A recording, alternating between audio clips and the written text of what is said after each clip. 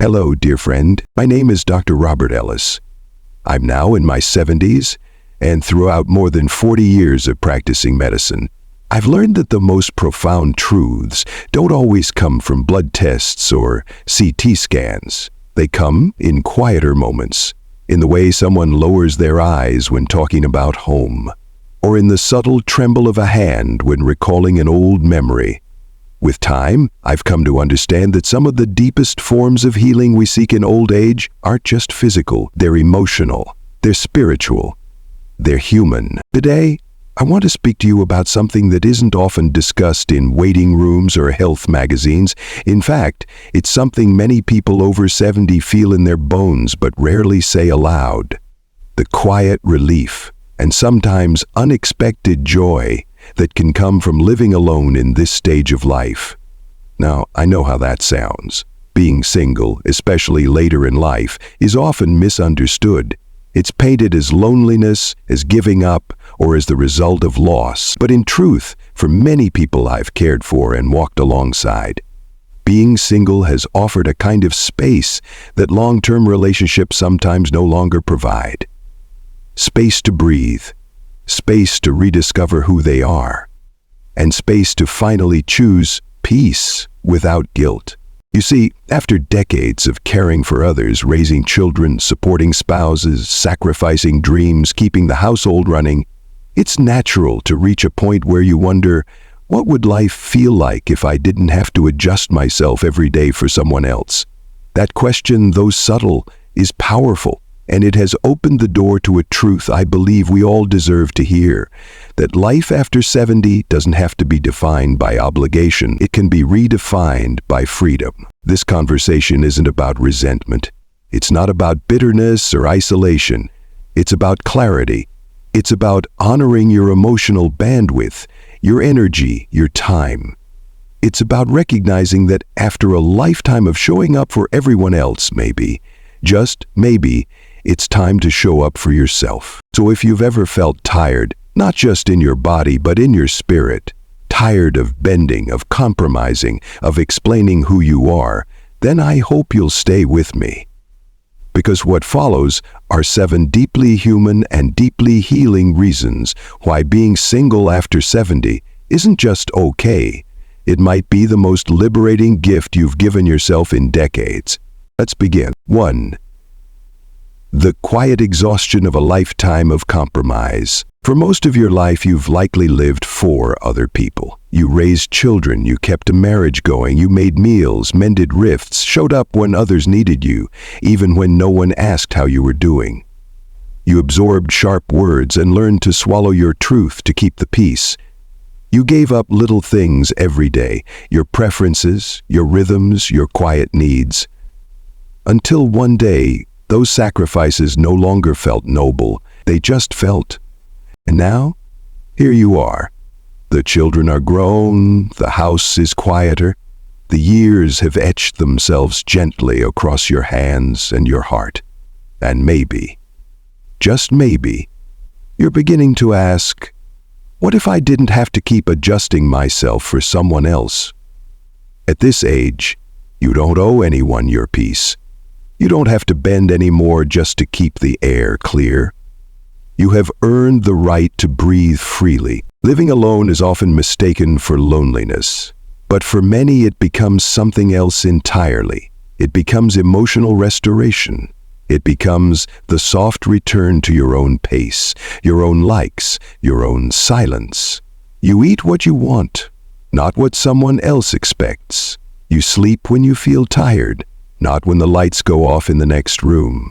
You watch what brings you joy, not what needs to be compromised. And slowly, something inside you begins to heal. The nervous system calms, the breath deepens. The heart, once always on guard, starts to rest. You may not have noticed just how tired you were until the tension lifted. You may not have known how much space you gave others until you began taking up space again for yourself. And that, my friend, is not selfishness. It's recovery. It's the gentle reclaiming of your own life after years of holding space for everyone else. There is a dignity in solitude, a softness, a silence that does not accuse, but embraces. And in that silence you might find something unexpected. Peace that doesn't come from being loved by others, but from finally loving the shape of your own days. 2. When the small things become too heavy. When we were younger, we could overlook things. A sigh, a sarcastic comment, the way someone interrupted us or left dishes in the sink again. We told ourselves it didn't matter. We moved on, excused it as part of life, together. But now, in these later years, those same small things can feel much bigger. What once rolled off your back now presses against your chest, not because you've grown weak, but because you've grown wise enough to know what costs too much. You see, over time, the skin of the heart grows thin, not from frailty, but from tenderness. The years of giving, enduring, and absorbing tension leave us raw in a quiet way. And so the sharp edges of another person's habits, their moods, their complaints, their tone, begin to cut deeper. Not dramatically, not all at once, but in the way that sandpaper slowly wears down a surface. I've had many patients, strong people, sit in front of me, tears in their eyes, whispering, "It's just the little things," and I nod, because I know. Those little things aren't little when they're daily. When they happen in the place where you should feel safe, when peace becomes something you have to negotiate for. Let me tell you something you may have never been told. You do not have to keep walking on eggshells just because you've done it for decades. At some point, you're allowed to say, enough. At some point, preserving your inner calm becomes more important than preserving an old pattern. And no, that doesn't mean you failed the relationship. It means you finally listened to your spirit. There is no weakness in choosing peace. There is no shame in saying, "I'm tired of being irritated, of being dismissed, of shrinking myself to avoid another argument." In fact, it's one of the most courageous things you can do at this stage of life, to stop enduring and start healing. You may find that the silence of a room without conflict is not lonely, but soothing. You may discover that what you needed all along wasn't more compromise, but fewer emotional wounds to bandage. And sometimes, the greatest gift of aging is not what you gain, but what you finally feel strong enough to let go of. 3. When love turns into responsibility. Over the years, I've sat with many husbands and wives, some newly navigating the burdens of illness, others decades deep into silent caregiving. Their words differ, but their eyes often say the same thing: "I'm tired," and "I don't know if I'm allowed to say that out loud." You see, when your partner begins to decline, physically, mentally, emotionally, your role in the relationship shifts. Almost without warning, you move from spouse to caretaker. You become the one who remembers the medications, who watches for signs of confusion, who tracks doctor appointments, who makes sure the household doesn't unravel. You do it with love, of course you do. But love doesn't mean endless self-sacrifice. Love, too, needs room to breathe. I recall one woman, Margaret, 75, who told me through tears, "I'm not angry at him. I still love him, but I miss being his wife. Now I feel like his nurse." And I placed my hand gently over hers because I understood. That ache, that quiet grief of losing a role you cherished, while no one around you even notices it slipping away, that pain is real, and it's often buried under layers of guilt because you're doing what who is caring for you while you're caring for them. As we age, our energy doesn't replenish like it once did. Emotional fatigue doesn't just fade with a nap or a walk. It builds, it lingers, and it quietly chips away at your sense of self.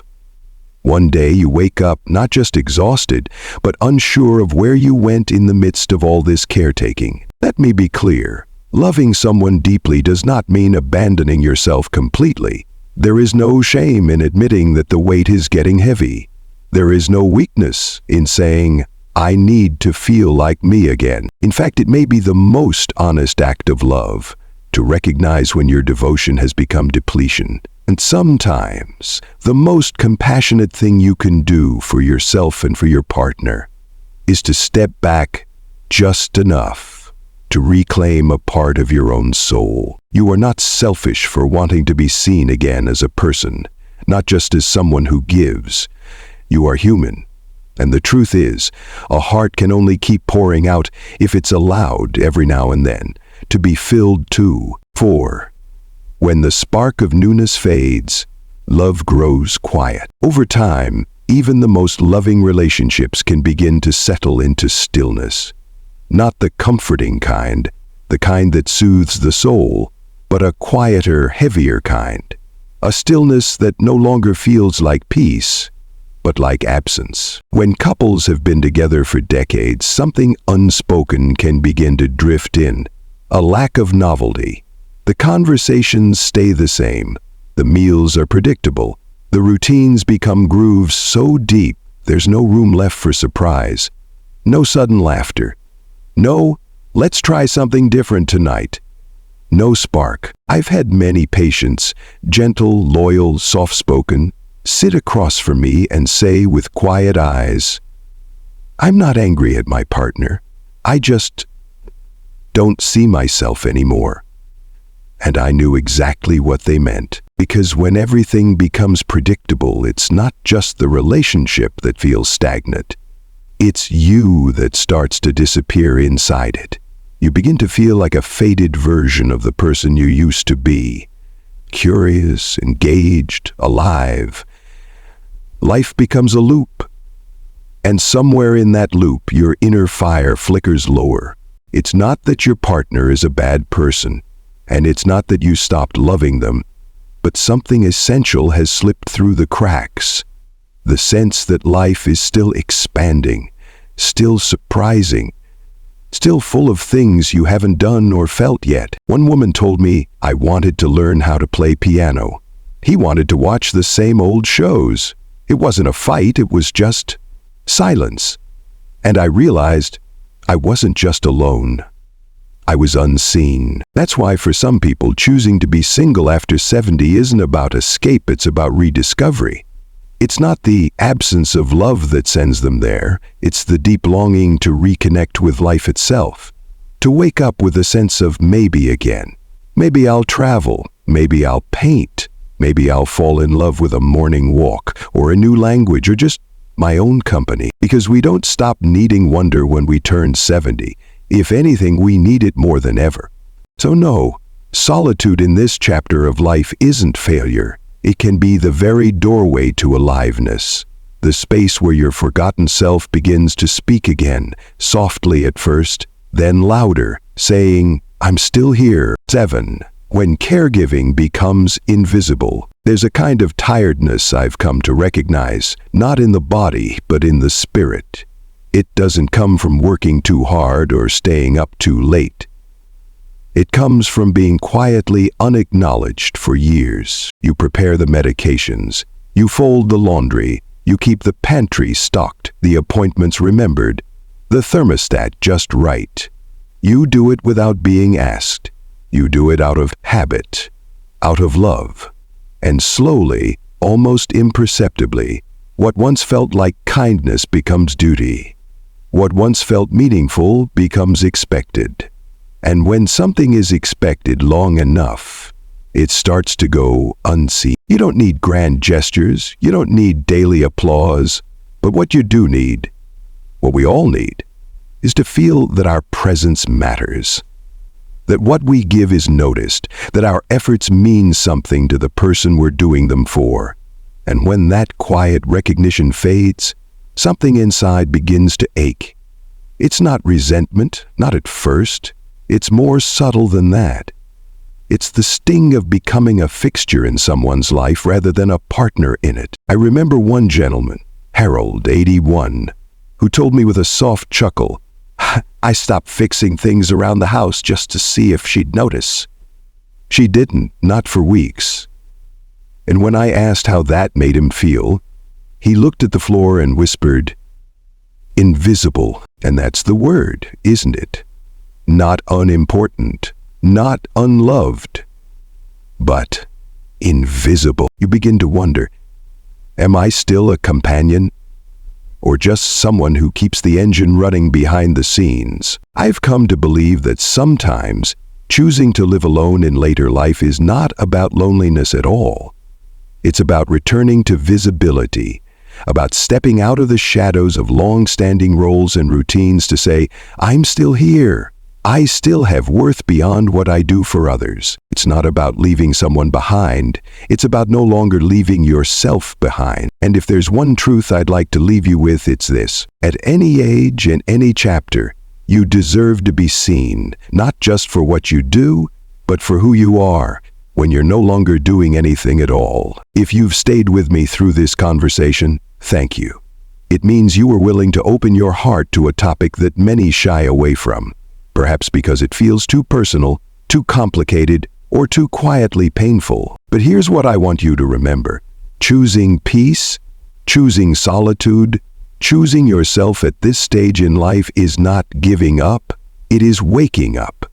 It is honoring the years you've lived and finally turning toward the part of you that has waited patiently, sometimes for decades, to be acknowledged, to be cared for, to be heard. You are not selfish for wanting more ease.